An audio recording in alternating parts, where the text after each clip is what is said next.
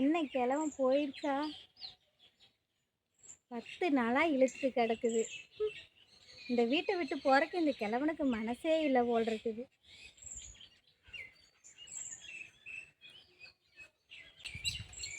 இன்னைக்கு கொஞ்சம் பெரிய இழுவையாக இழுக்குது. இன்னைக்கு போயிடும் நினைக்கிறேன்.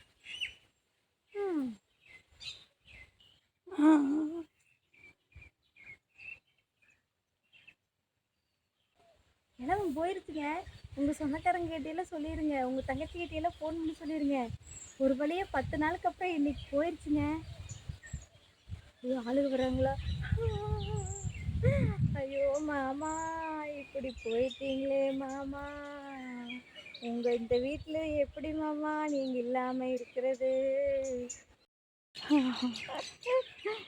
இப்படி போயிட்டீங்களே மாமா. நான் இன்னி யாரை மாமான்னு கூப்பிடுவேன்? இப்படி போயிட்டீங்களே மாமா. எங்கள் மாமாவை பார்த்தீங்களாக்கா? நல்லா தாக்கா இருந்தார். இப்படி திடீர்னு போயிட்டாருக்கா. இருங்கக்கா, கொஞ்சம் தலை சுற்றுற மாதிரி இருக்குது. வர்றேன், எங்கள் மாமாவை பாருங்கக்கா. இருங்க வர்றேன். இப்படி கிளம்பும் போய் மனுஷன் பசியோடு இருக்கிறேன். ஆளுக பெருசாக கூட்டம் கூடுறக்குள்ள ஒரு பழத்தை சாப்பிட்டு போயிடலாம்.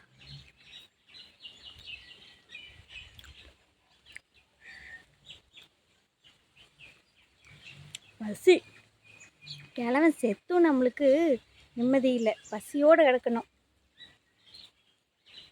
அழுது ஆக்ட் பண்ணுறதுக்காவது நம்மளுக்கு தெம்பு வேணுமே.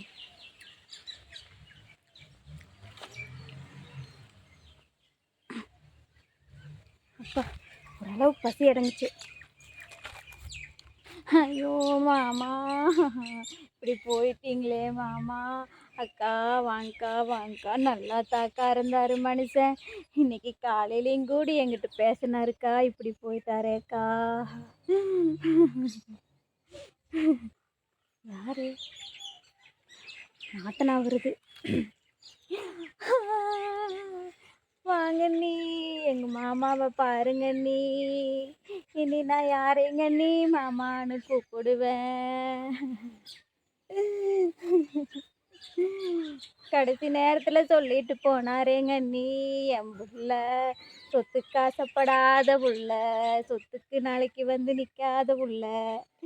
அந்த புள்ளைய ஒரு முறை கடைசியாக பார்க்க முடியலையேன்னு சொன்னாருங்க நீ.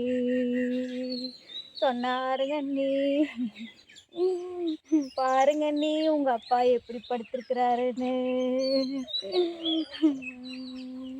அப்பவும் சொன்னாருங்க நீ.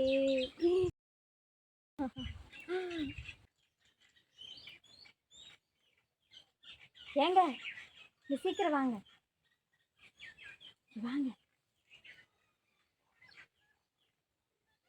ஏங்க, எத்தனை நேரமாக கிழவனை போட்டு கட்டுங்க? சீக்கிரமாக சட்டை புட்டுன்னு காரியத்தை பார்த்து எடுத்துகிட்டு போங்க. எத்தனை நேரம் தான் ஆட் பண்ணுங்க? சீக்கிரம். மாமா, இது மாதிரி சில மருமகள்கள் இருக்கத்தான் செய்கிறார்கள். நாளைக்கு நமக்கு என்ன கதி? காலம் பதில் சொல்லும். நன்றி, வணக்கம்.